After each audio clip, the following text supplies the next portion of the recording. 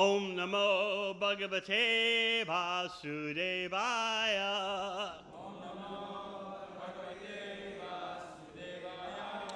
Om Namo Bhagavate Vasudevaya. Om Namo Bhagavate Vasudevaya.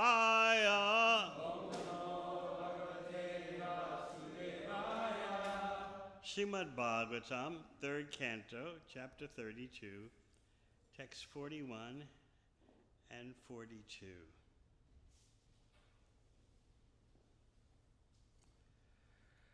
Shraddhanaya Bhaktaya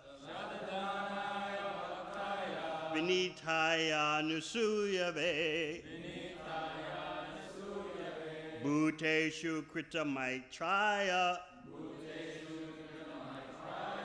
Shushrusha Birataya Cha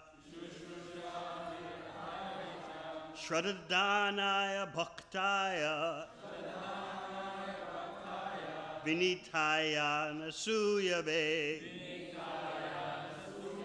Bhuteshu Kritamaitraya Shushrusha Birataya Cha Shraddhanaya Bhaktaya Vinitaya Nasuyave Bhuteshu Kritamaitraya Shushrusha Birataya Cha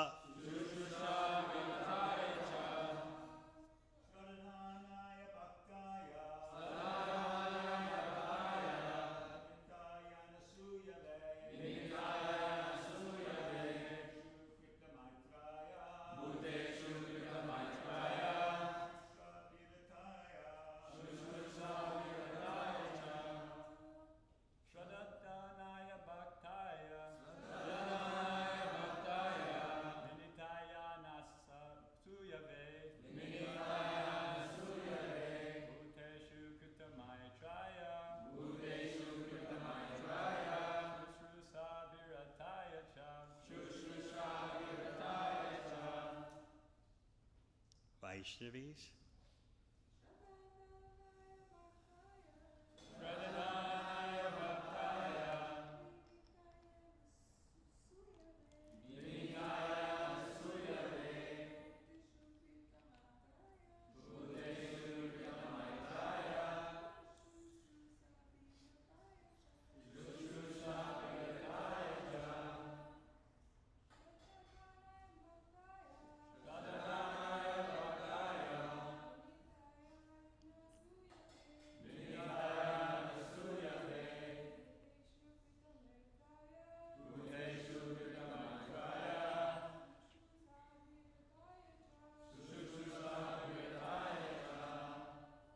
Shraddhanaya, faithful. Bhaktaya, to the devotee. Vinitaya, respectful.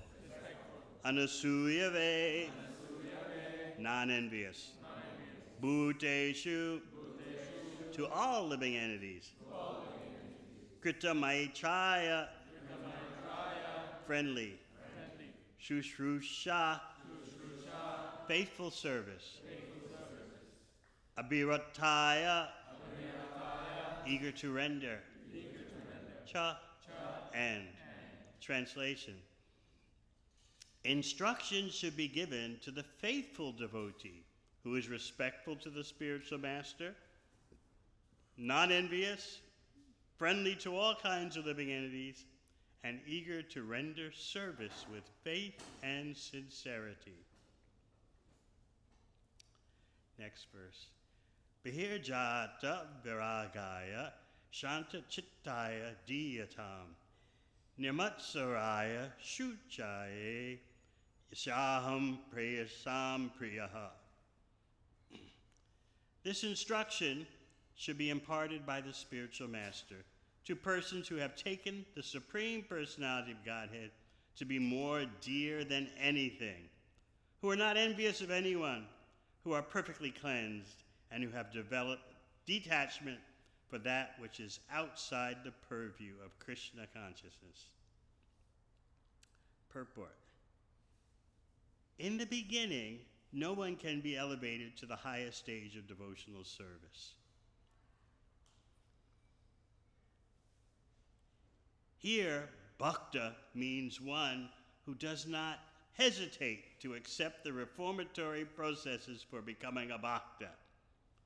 In order to become a devotee of the Lord, one has to accept a spiritual master and inquire from him how to progress in devotional service. To serve a devotee, to chant the holy name according to a certain counting method, to worship the deity, to hear Srimad Bhagavatam or Bhagavad Gita from a realized person, and to live in a sacred place where devotional service is not disturbed, are the first out of 64 devotional activities for making progress in devotional service. One who has accepted these 5 chief activities is called a devotee. One must be prepared to offer the necessary respect and honor to the spiritual master. He should not be unnecessarily envious of his god brothers. Rather, if a god brother is more enlightened and advanced in Krishna consciousness, one should accept him as almost equal to the spiritual master, and one should be happy to see such god brothers advance in Krishna consciousness. A devotee should always be very kind to the general public in instructing Krishna consciousness, because that is the only solution for getting out of the clutches of Maya. That is really humanitarian work, for it is the way to show mercy to other people who need it very badly. The word shushrusha birataya indicates a person who faithfully engages in serving the spiritual master. One should give personal service and all kinds of comforts to the spiritual master. A devotee who does so is also a bona fide candidate for taking this instruction. The word bahir jata viragaya means a person who has developed detachment from external and internal material propensities. Not only is he detached from activities which are not connected to Krishna consciousness, but he should be internally averse to the material way of life. Such a person must be non-envious and should think of the welfare of all living entities, not only of the human beings, but living entities other than human beings. The word shuchaye means one who is cleansed both externally and internally. To become actually cleansed externally and internally, one should chant the holy name of the Lord, Hare Krishna or Vishnu, constantly. The word diyatam means that knowledge of Krishna consciousness should be offered by the spiritual master. The spiritual master must not accept a disciple who is not qualified. He should not be professional and should not accept disciples for monetary gains. The bona fide spiritual master must see the bona fide qualities of a person whom he is going to initiate. An unworthy person should not be initiated.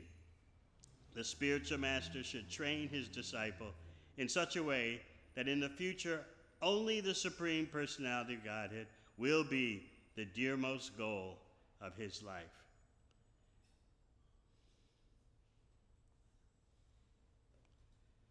In these 2 verses, the qualities of a devotee are fully explained. One who has actually developed all the qualities listed in these verses is already elevated to the post of a devotee. If one has not developed all these qualities, he still has to fulfill these conditions in order to become a perfect devotee. Translation again.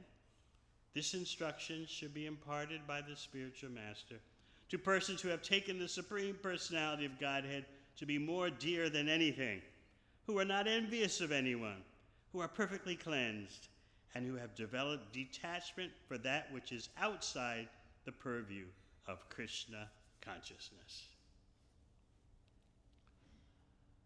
Om Gyanatimirandasya Gyananjana Shalakaya Chakshurmilitang Yena Tasmai Shri Gurave Namaha Jai Shri Krishna Chaitanya Prabhu Nityananda Shri Advaita Gadadhar Sivasadi Gaur Bhaktivinoda Hare Krishna, Krishna Krishna, Hare Hare, Hare Rama, Rama Rama, Hare Hare.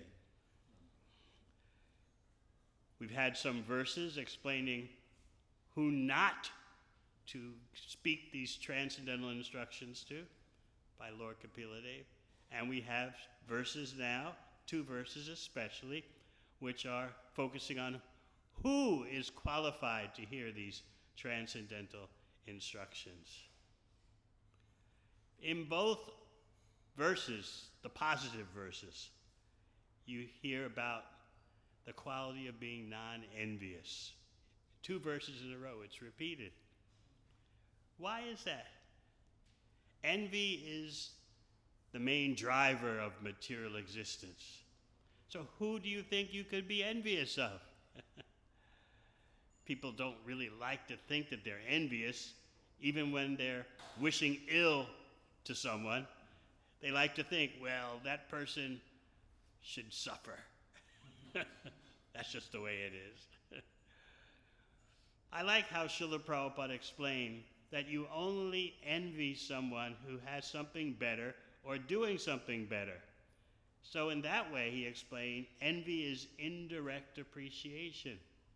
So why not just directly appreciate?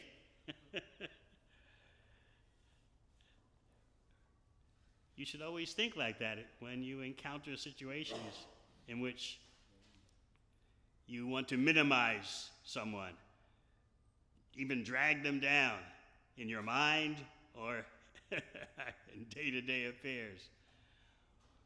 This person is doing something better than me. This person has something better than me. Let me appreciate. And your life will go from dark clouds to sunny. And the more you express appreciation and gratitude in bhakti, the more open your consciousness is.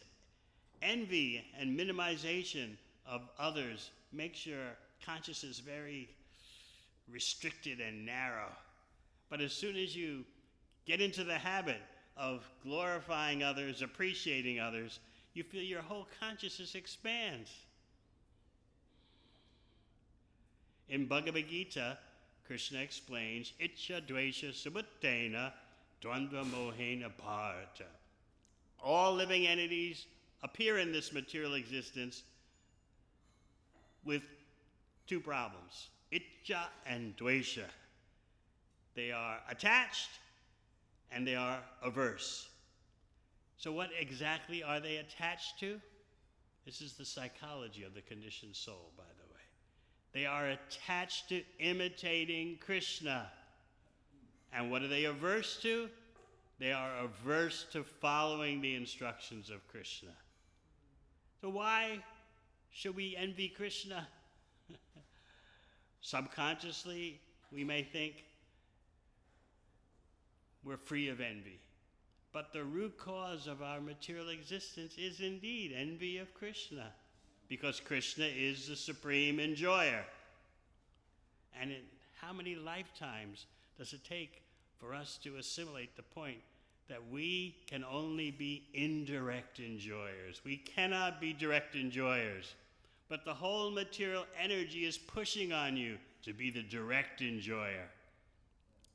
And the Bhakti Shakti, the energy of Bhakti, is pushing you to focus on Krishna's pleasure.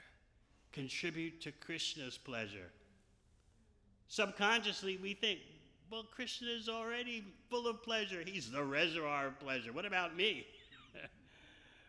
We always analyze ourselves as separate from Krishna, especially when it comes to the critical pursuit of material enjoyment. Why do we do that? Envy is also about not accepting the full transcendental nature of the Supreme Personality of Godhead. We don't have that full conviction that Krishna is, his name, form, qualities, and pastimes are beyond the grip of the illusory energy. Because we don't have that full conviction, we don't want to acknowledge that everything will be fine with me if I simply serve Krishna's pleasure. Because subconsciously we're thinking, or we're doubting, well, Krishna, he's nice, but I got to look out for myself. We don't appreciate the full transcendence of the Supreme Personality of Godhead, and therefore we take shelter of our material senses and material consciousness while sometimes praying to God, oh God, give us pleasure. Oh God, stop our suffering. This is generally religion as ordinarily known by people. That the purpose of, first of all, people think they're very religious just to acknowledge the existence of God. Oh, I'm a believer.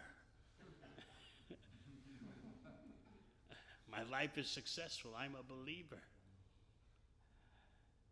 And then once you have that pride in accepting the existence of God, then what's the next step? He is my order supplier. He takes away my distressful circumstances and rewards me with enjoyable circumstances. All praises to him. So this is why at the end of Bhagavad Gita, Krishna says, Sarva dharmam prityaja mam ekam sharanam vraja. Abandon all your conceptions of dharma and just accept what I say. Why would Krishna, who's dharma personified, say abandon all your conceptions of dharma? Because those conceptions are false. And Krishna is establishing dharma simply means do what I say. Just like you can read in Perfect Questions, Perfect Answers, devotee asking Prabhupada about sadhana bhakti, and Srila Prabhupada replies with the simplest, clearest definition of sadhana bhakti. He said, sadhana bhakti means do it because I say. Oh, that's too simplistic. That's too authoritarian. That sounds dictatorial. But Krishna is saying at the end of Bhagavad Gita, give up all your conceptions of dharma because they're not really dharma. Dharma means do what I say. So this produces an attitude in us. It can produce an attitude in us of resentment. Why does Krishna get all the pleasure? What about me? Shouldn't Krishna give me pleasure? Isn't that that should be a main priority on his list. Where is my pleasure? And because of this attitude, our envy of Krishna does not subside. We can't even see it. We're hesitating to engage fully in devotional service because we think we've got to look out for ourselves. Yes, we'll believe in Krishna, all glories, ki jai, but I've got to strive for happiness and fulfillment mostly in my way. Mostly. We'll give a little bit of room for Krishna to do what he wants to do with our life, but mainly we've got to keep an eye out for our own happiness. This is Arjuna in chapter 1 of Bhagavad Gita, expressing that attitude in the most elevated way. I was explaining at Laguna Beach Sunday that Bhagavad Gita, the first chapter, is not just some kind of accessory or just some kind of introduction to Bhagavad Gita, which is not so germane, not so essential, and the real action starts in chapter 2. But no, chapter 1 is loaded with insights, loaded with significance, from verse 1 to the very end. Dhritarashtra asks, Mamakam Pandavas Chaiva. What did my group, what are they going to do? My people. So he's immediately taking shelter of bodily identification. Even though the Kauravas and the Pandavas are from the same dynasty, Dhritarashtra is making a split. These bodies are closer to my body in biological makeup. Therefore, what is my party going to do, and what are the Pandavas going to do, the others? So we were explaining how this bodily conception can become more elevated. Throughout the first chapter, what does Arjuna talk about? Swajana, my people. Now Arjuna is more refined because he sees both the Kauravas and the Pandavas as one family, whereas Dhritarashtra is more crude. He's splitting the family, my people and the other people.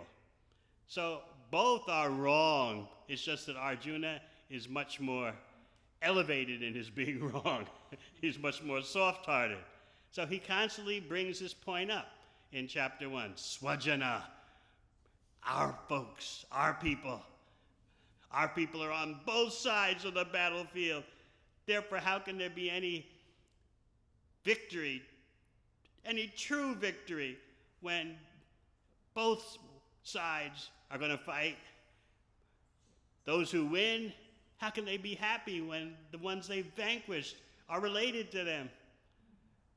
Whatever I do, it's a problem. I don't see how any good can come out of this situation because of swajana.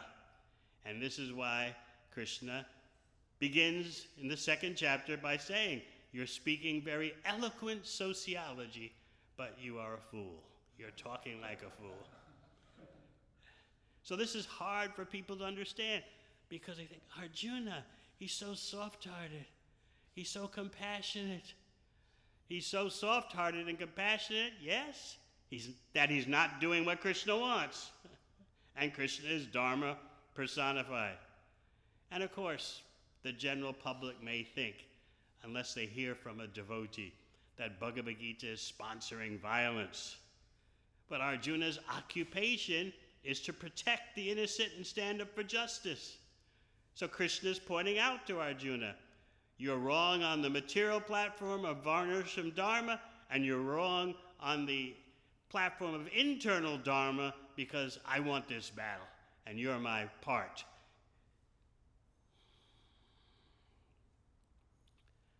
So in this way, we see from the very beginning of Bhagavad Gita how distortion is introduced by the bodily concept of life. And that's what's going on today. So I was explaining in Laguna Beach about, well, first of all, remember, Krishna says in Bhagavad Gita, Trividam narakashchedam dwaram nashanam atmana. There are 3 gates to hell: lust, anger, and greed. Anyone who's interested in self-realization has to give these up. But what to do in society when you have leaders who stir up lust, anger, and greed? What can be the future of the people? So I was explaining that here's how to manipulate persons based on the bodily conception of life. First, you have to get them to identify as a bodily group. You are a this. Don't you know that? This is your essence. This is your identity. And then you get them to identify a threat to their group. This group is taking all the privileges of your group. Because of that group, you don't have as much money as you should. Because of that group, you're not as happy as you should be. So political scientists will teach you. Of course, we're presenting this through the lens of Bhagavad Gita, but political scientists will teach you. If people don't have an identifiable focus on being a particular group and can't identify a group that's threatening them, they're simply in anxiety, and you can't get any action out of persons immobilized by anxiety. Anxiety because something's not right. I don't have all the money I used to have. I don't have the social standing I used to have. My business has gone bust. I don't know why. So then you need a Kali Yuga political leader to come along and say, here's why you're feeling anxiety. It's because of those people. And then you go from anxiety to anger. And anger is known as an approach emotion in political science. It causes you to swing into action. Yes, now we understand. Let's do something about it.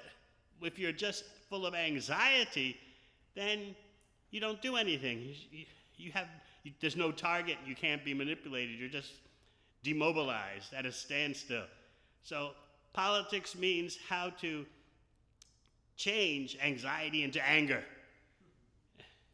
And as Krishna says in Bhagavad Gita, Trividam Narakashyeta, one of the three gates to a hellish life and hellish situation, hellish society, is anger.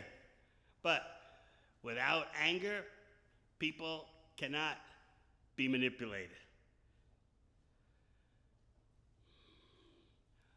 One famous historian said that politics is the systematic organization of anger. So you understand that based on Krishna's instructions in Bhagavad Gita, and you see why the doorway to hellish conditions swings wide open based on anger, and then combine that with lust. Srila Prabhupada made a very insightful statement as I took it. Because everything he said is very insightful, but this one really, I've been thinking about it for decades. He said, economic development is lust on an organized scale. So instead of just individual lust, you have collective lust, and that's known as economic development. And then we talked about lust, one doorway, anger, another doorway, and then there's greed. And again, that's what you see happening today. What's the motto, the Siddhanta for today? Everyone's in it for themselves. Everything is for sale. Greed is good.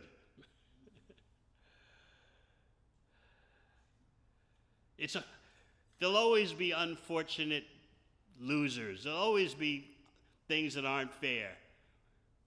Just don't be caught with that yourself, and keep in your prayers and thoughts the problems of others, but don't do anything about it.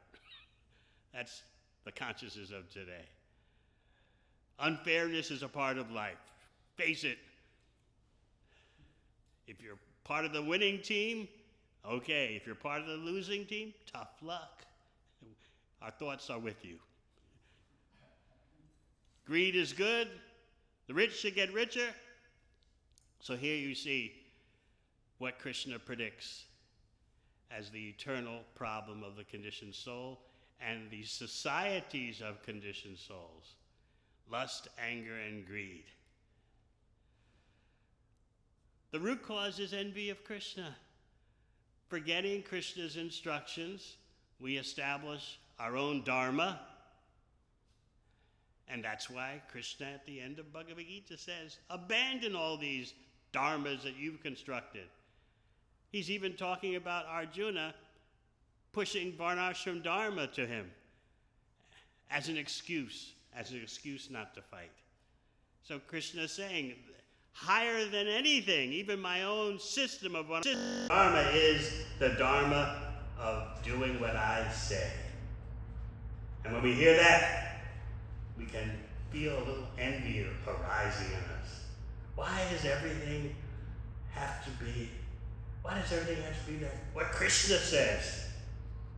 And because of that root cause of envy against Krishna, we then proceed to envy others. And a prominent, most offensive way of envying Krishna is to deny Krishna's transcendental name, form, qualities, and pastimes. Advaita Acharya knew this. He understood if I'm going to stop Gauranga from treating me as his superior, because Advaita Acharya is the godbrother of the spiritual master of Chaitanya Mahaprabhu. So Chaitanya Mahaprabhu is always treating Advaita Acharya very reverentially. And Advaita Acharya can't stand it. I want to be chastised. I want to be treated as his servant. So how is Advaita Acharya going to change the situation? He knows just what to do. He knows just how to instigate the rage of Sri Chaitanya Mahaprabhu. What does he do? Teaches Mayavad philosophy on purpose to agitate Lord Chaitanya and to chastise him. So Lord Chaitanya and Nityananda are floating down the Ganga to the home of Advaita Acharya. They've just immediately exited the home of a very sinful person, a person who was a sensualist and a drunkard. But Lord Chaitanya, Lord Nityananda spent some time at that home, and Lord Chaitanya was trying to instruct that person until the person offered Lord Nityananda, Lord Chaitanya, some bliss. What was that bliss? Some intoxicating beverage. He kept saying to Nityananda, would you like some bliss? I got some bliss. This is during Prasad. And Nityananda would keep refusing him. And then, this is before Lord Chaitanya took sannyas. So then he's known as Vishvambara. Vishvambara leans over to Nityananda and says, what is it about all this? What's this talk about bliss? Nityananda said, I've been around to a few holy places and there are characters like this. He wants to give us wine. Ah! Immediately, Lord Chaitanya stands up, doesn't finish his meal. His meal was not cooked, by the way. His meal was fruit and milk, because they're at the home of such a sinful person, so they didn't take his food. But hearing that alcohol is on offer, this is what the host is wanting them to take. Lord Chaitanya, followed by Nityananda, immediately jump up, wash their hands, and go jump in the Ganga with their clothes on. So now they're floating down the Ganga to Advaita Acharya's house. And on the way, Lord Chaitanya is roaring, I am he! I am he! Who is this Nada, Advaita Acharya, who woke me up on the ocean of milk and called me to this world to teach Dharma, and now he's spreading Mayavad philosophy. I am he! I am he! Today we will see what this Advaita Acharya is really going to say. Because, in other words, I'm going to confront him. So they come out of the Ganga at Shantipur, and they enter the home of Advaita Acharya, and everyone's nervous, like, oh, look at Mr. Prambhar, something is up. The ladies mentally offer their obeisances, and a little fearful. Vishvambara shows the radiance of millions of suns, and then he says to Advaita Acharya, tell me, what is superior, jnana or bhakti? Advaita Acharya very calmly says, what is the use of bhakti without jnana? Jnana is the ultimate conclusion. Ah! Lord Chaitanya grabs him, drags him out into the courtyard, starts beating him. beating him.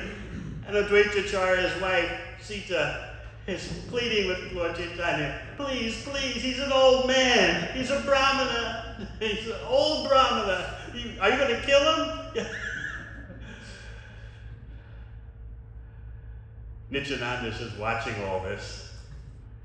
So, after beating on Advaita Acharya, Lord Chaitanya sits down in the doorway of the house and begins to exclaim, I was the one who killed Kamsa. I was the one who lifted Govardhan Hill.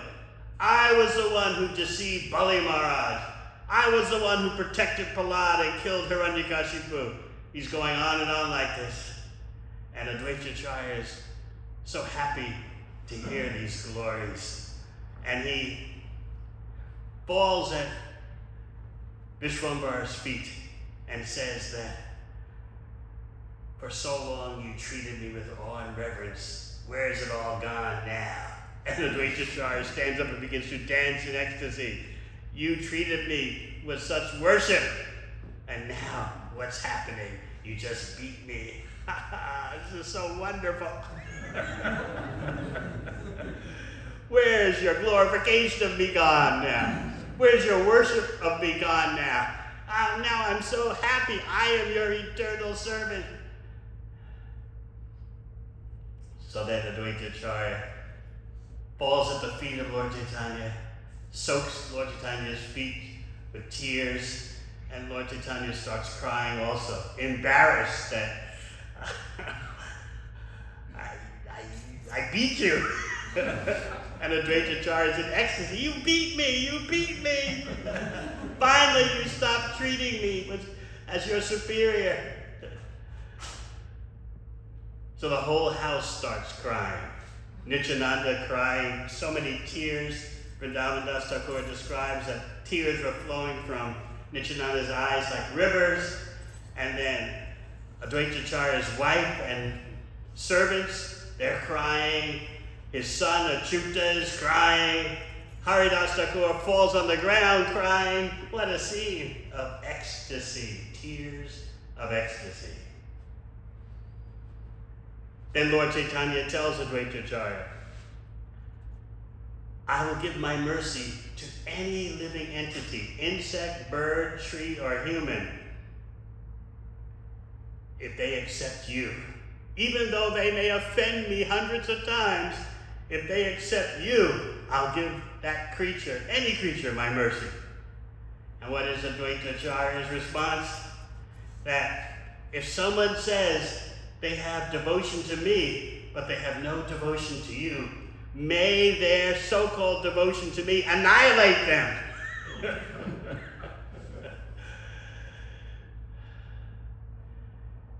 So this is Vishwambara's reaction to hearing Mayavad philosophy, which minimizes,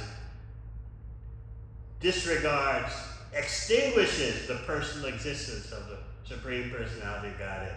Or at best says that the Supreme Personality of Godhead is a contamination of Brahman.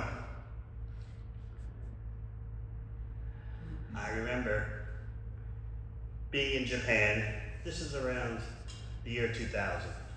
And one gentleman from Delhi, but he had been in Japan for quite some years. He came up to me and said, you know, there's something I don't understand. I was present at a Hindu gathering almost 30 years ago when your spiritual master, Bhaktivedanta Swami, was invited as a speaker. That's almost 30 years ago, and I still can't understand why he did what he did. So I said, well, please tell me what happened at this Hindu gathering. He said there were various speakers, various sadhus, swamis, and your Guru Maharaj was one of them. And before it was time for him to speak, he was sitting in the audience with a small bunch of his followers, and they were listening to the speakers that would precede Srila Prabhupada. And then there was this speaker who went on and on about how the Supreme Absolute Truth has no form, no personality, no eyes, no arms, no legs. And actually, even before that speaker, the other speakers were speaking not so flagrantly, but were expounding impersonalism. And devotees told me when I asked them about it, Prabhupada was getting edgy. So then this most flagrant Mayavadi starts to speak. No form, no legs, no arms, no eyes, no personality. And Prabhupada couldn't take it anymore. He mentioned to the devotees, get on the stage and make a kirtan. They disrupted the guy's talk. They jumped up on the stage with wampers and cartels and dungas.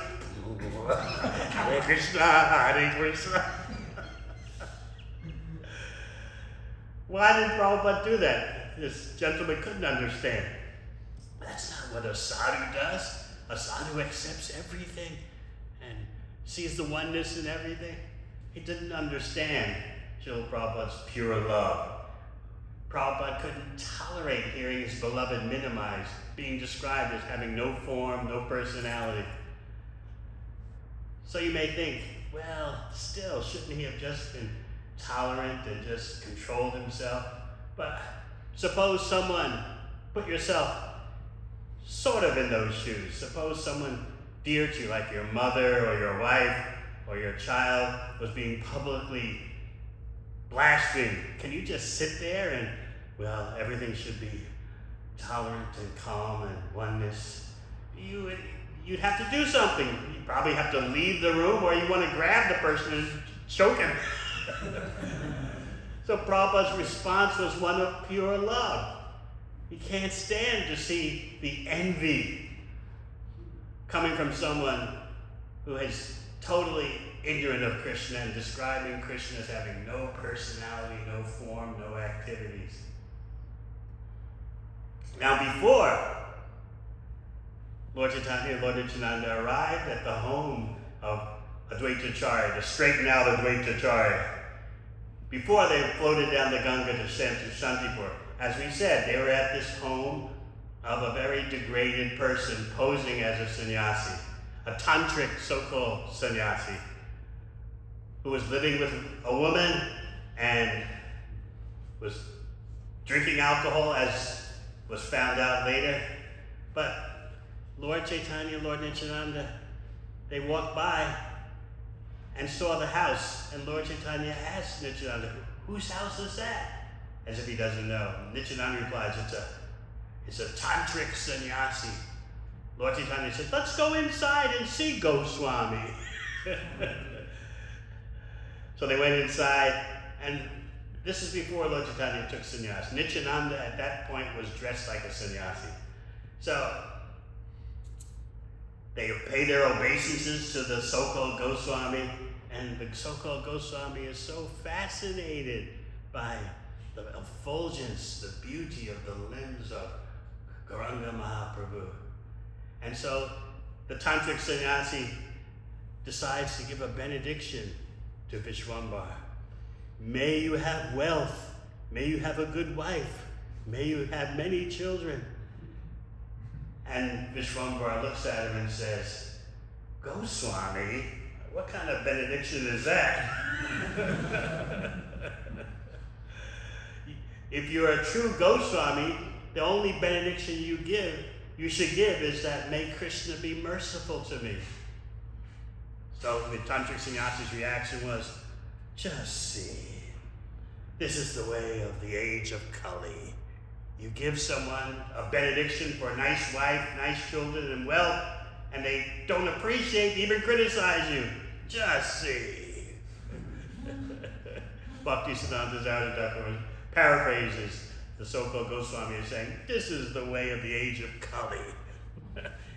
My benedictions are not appreciated. I've heard about this happening. Now I'm witnessing it myself. Just see. And so then Lord Chaitanya tried to explain, tried to preach to him that, look, the only real benediction is devotional service.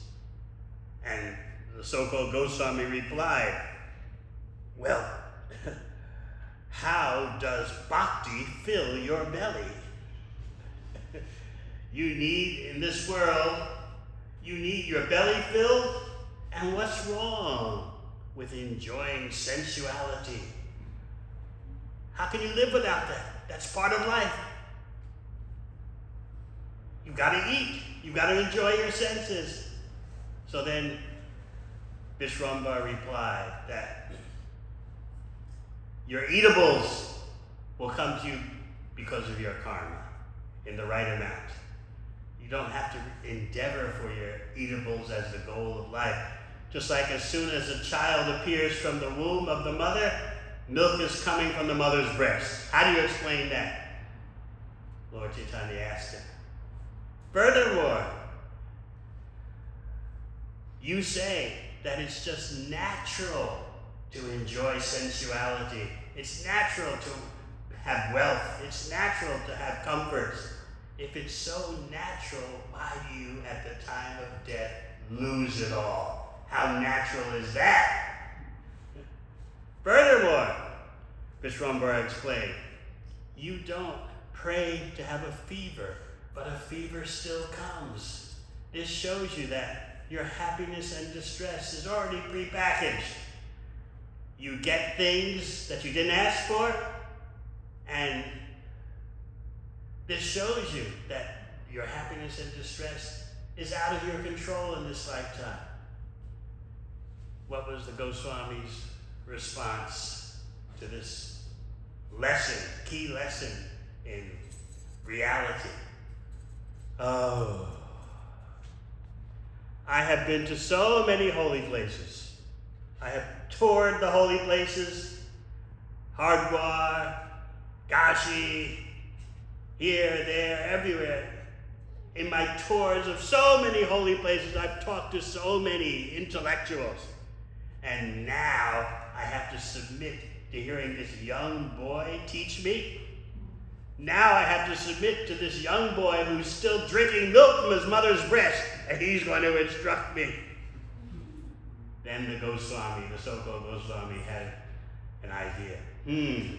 Who is that with him, dressed as a sannyasi? I think it's the fault of this sannyasi. He's referring to Nityananda. Nityananda has bewildered this young boy. That's why this young boy is speaking like this. Nityananda replies, please, Goswami, forgive this young boy. Forgive his offenses. I know your glories. And immediately the tantric sannyasi calmed down. Oh, he recognizes my glories. And then he invited Nityananda and Vishwambara, please, take lunch. Nityananda said, no, we've got to go somewhere. We've got to move on. Please, take lunch, take rest after you take a bath. So Nityananda and Chaitanya remembered their mission to deliver the most fallen.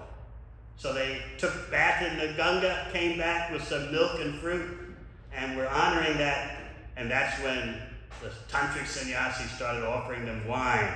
And at that point, Lord Chaitanya, Lord Nityananda exited and jumped into the Ganga, floating down to the house of Advaitacharya to deal with Advaitacharya.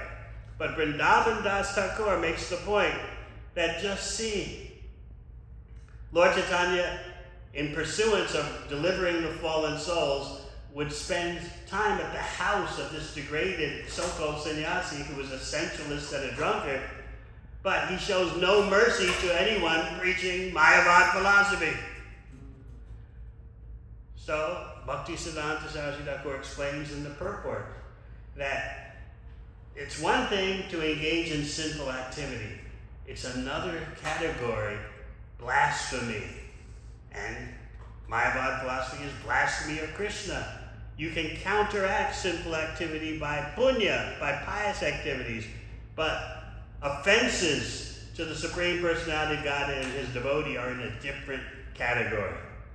So Lord Chaitanya is showing that I can tolerate this sinful person and try to deliver him, but I will show no tolerance for those who deny the name, form, qualities, and pastimes of the Lord, who publicly are on this defamation campaign. There's no mercy.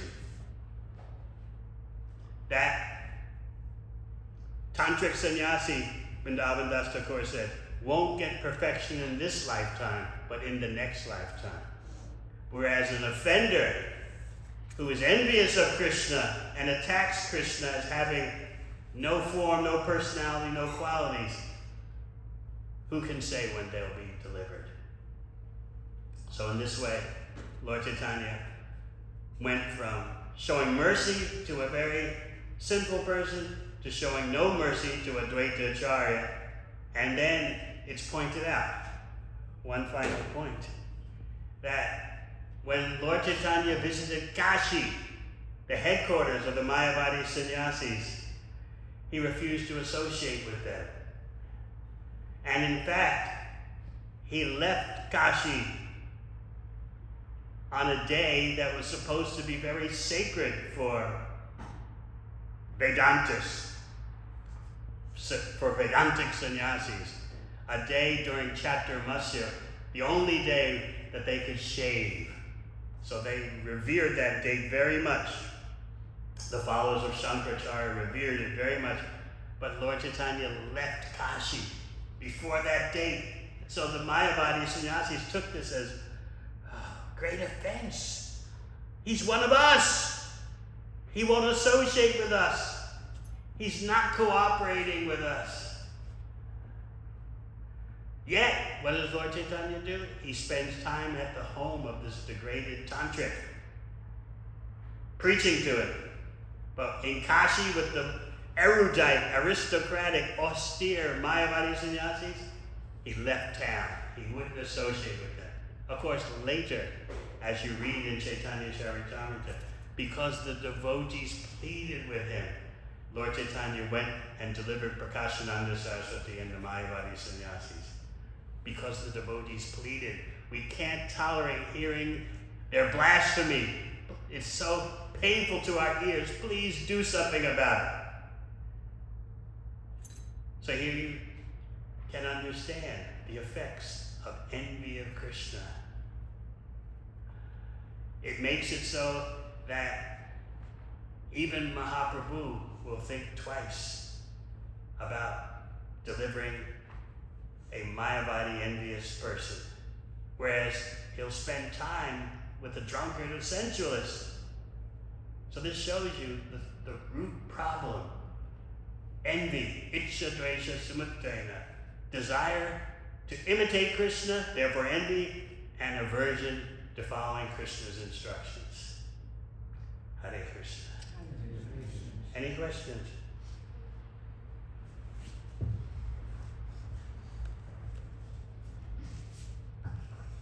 Thank you very much for the class. My question is, how we can take shelter of the Panchatattva by sharing and spreading Krishna consciousness? Understand that the Panchatattva broke open the seal, as Kaviraj Goswami said. When Krishna came, the seal on the container of love of Krishna was intact. Krishna just demonstrated his Braj Leela. That's why he left Mathura to go to Vrindavan, to expand the loving affairs. But he didn't distribute love of Krishna.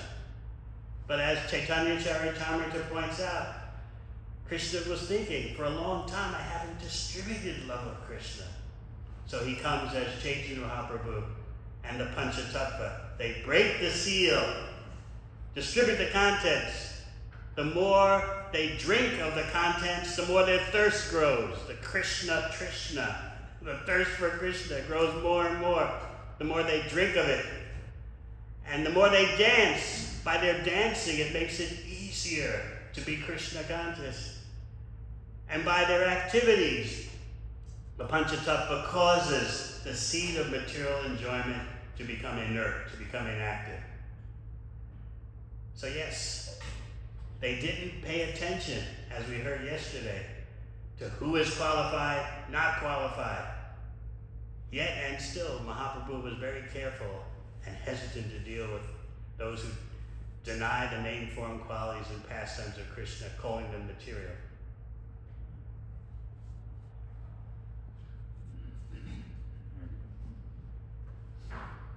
Hare Krishna. Thank you for the nice class and elaborating on this pastime. So, with the Mayavad philosophy from non-devotees, it's clear that Mahaprabhu completely ignores them. But with devotees who maybe are affected by Mayavada philosophy, maybe they're not pure devotees, he doesn't ignore it, and he instead channels a lot of his whatever emotion, anger in this case. So is that an instruction?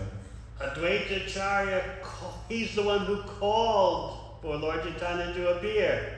This is what Lord Chaitanya was stressing. You brought me here on this mission, and now look what you're doing. A special case. I was doing fine, relaxing on the ocean of milk, laying on Anantanag. And you woke me up and told me, come to the material world because things are too degraded. I came, and now what are you doing? You're teaching Mayavada. I guess the question would be, let's say someone who's practicing a devotee, a bhakta, and they're chanting Hare Krishna, and maybe they get affected by, Mayavada philosophy, which is very pervasive in the West. And East. And East, and we're here in the West. As devotees, how should we react? Should we start to ignore them, or should we start to? This is why we have a daily program of reading Srila Prabhupada's books. If you're constantly in contact with Srila Prabhupada's books, you're being cleansed of those impersonalistic tendencies. Your intelligence is becoming purified. So in your brahmacharya ashram, make sure there is adequate reading of Srila Prabhupada's books. Otherwise, the intelligence will risk becoming mundane. Yes. Thank you, Maharaj, for very nice class. So you touched in part of your class, you did some analysis in politics, in the outside world. So my question to you is how the devotee should be involved in politics, should be or should not be involved in politics. And We should always remember what is the effective way for welfare work, and that is distributing the message of Lord Chaitanya. If you can utilize something in Krishna's service, go ahead, but make sure it can be used in Krishna's service, and that's best done under guidance. Because we may say, oh, this is all for Krishna. You've heard that before, right? Krishna, it must be Krishna's telling me to do this. We need guidance. Just like when the In God We Trust party back in Prabhupada's time with us got a bit off the rails, Prabhupada reined it in. All right, enough of that. At first he was very enthusiastic, but he saw that he heard that devotees were staying up late at night, weren't going to Mangalarti, they're getting too caught up. Prabhupada reeled in the situation. He said, that's enough of that. So we always need that kind of guidance. It's true, everything can be used in Krishna's service.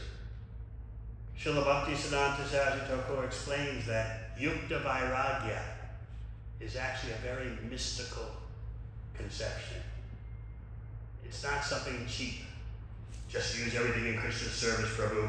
Everything belongs to Krishna. Use it. Use this. Use that.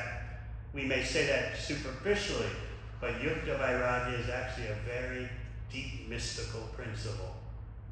And that means it requires guidance. So everything can be used in Krishna's service.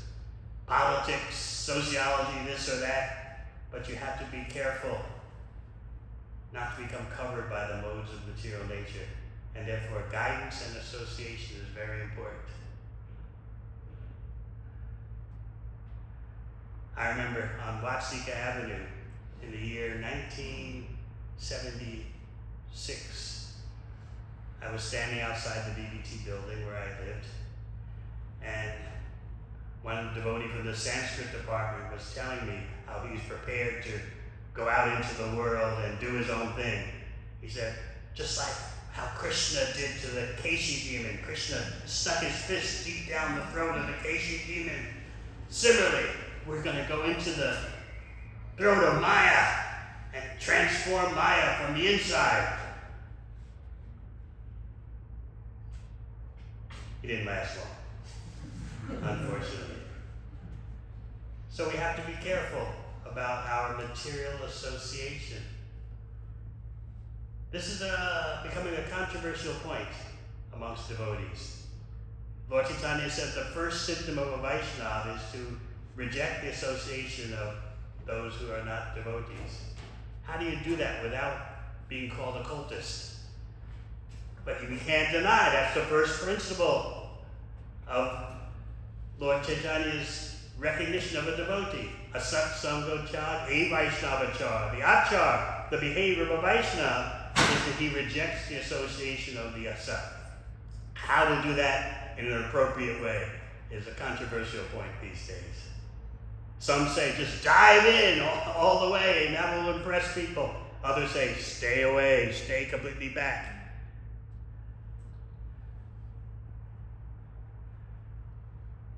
Anything else? Any words of wisdom from Jutakama Prabhu? Yes, he's signaling.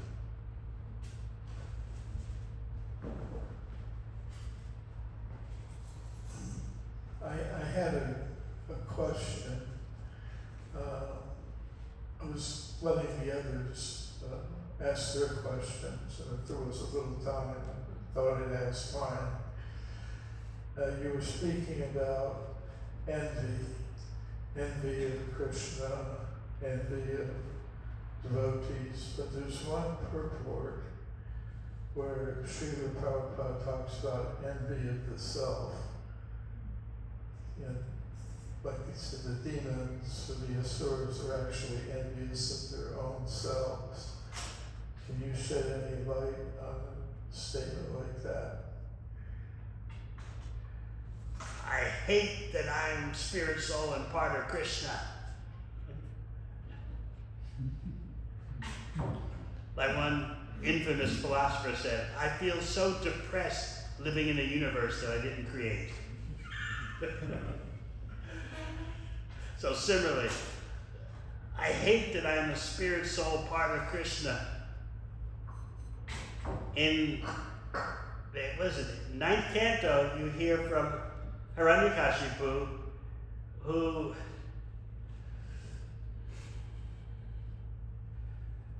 he's speaking knowledge of Atma Tattva, that we're spirit soul, but he refuses to take it further than that. The acharyas explain, he recognizes, Hiranyakashipu recognizes that there's Vishnu, but he thinks of Vishnu in a material conception, that Vishnu is just like a little child that the demigods play with by offering him sweets. So this self-envy means harm your own existence because you can't stand being a spirit soul, a part of Krishna. Just like this philosopher said, I can't stand being in a universe that I didn't create. Last question.